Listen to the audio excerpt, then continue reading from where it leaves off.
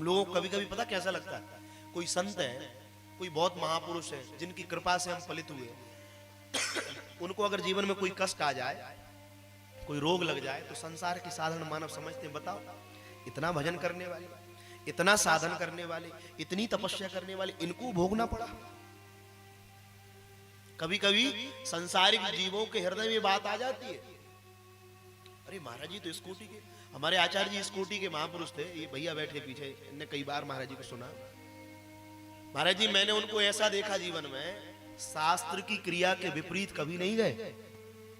उसे कहते थे बेटा मैंने जब से होश संभाला है कोई शास्त्र की विपरीत क्रिया नहीं करी। 3 बजे से अगर थोड़े धोखे से भी 3:15 हो जाता था सुबह प्रातः काल में, तो दिन भर पर अन्न नहीं खाते थे। हमारे गुरुदेव मलुकपीठ वाले महाराज जी कहते थे, ऐसे ब्राह्मण भगवान की सृष्टि का बीज है, भगवान ऐसे ब्राह्मण को सुरक्षित रखते हैं अपने। ऐसे ही एक महापुरुष है अभी नासिक में, आप कभी जाओ तो दर्शन करना, श्री दत्त धाम वाले महाराज जी। महाराज जी कई बार तो गायत्री के पुरुष चरण हो चुके, 24 वर्ष हो गए, स्वामी जी मौन है, केवल 8 दिन में एक बार गिनकर 8 ग्रास अन्न लेते हैं। किसी शिले वस्त्र को धारण नहीं करते तन पर, किसी से याचना नहीं, नियम है। इतना विशाल दत्त भगवान का विग्रह है, गोदावरी के जल में स्नान करेंगे, जैसे स्नान कर कर आए गीले वस्त्रों में ही गोदावरी से आकर भगवान दत्त की सेवा हो। ऐसे महापुरुष ये ठाकुर जी की सृष्टि के बीज हैं।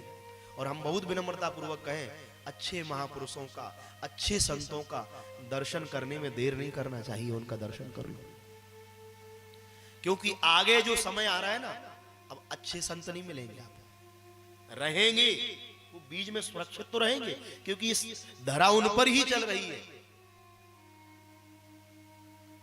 पर हम लोग वहां तक पहुंच पाए नहीं पहुंच पाए क्या पता। और इस कलिकाल का ये लक्षण है, इस समय अच्छे लोग भोगेंगे, अच्छे लोग भोगेंगे, अच्छा भजन करने वाले, पूजा करने वाले, जप करने वाले, सेवा करने वाले, जितने अच्छे भजन कर रहे हैं ये अच्छे लोग इस समय भोगेंगे। चोर मौज करेंगे, उचक्के मौज करेंगे, ये सब। पर एक बात ध्यान रखना, ये जितना सृष्टि का भोग काल है ये सब अच्छों पर जा रहा है। ये शास्त्र भरे पड़े हैं, पर हम और आप क्या समझते हैं, इतना भजन करते हैं,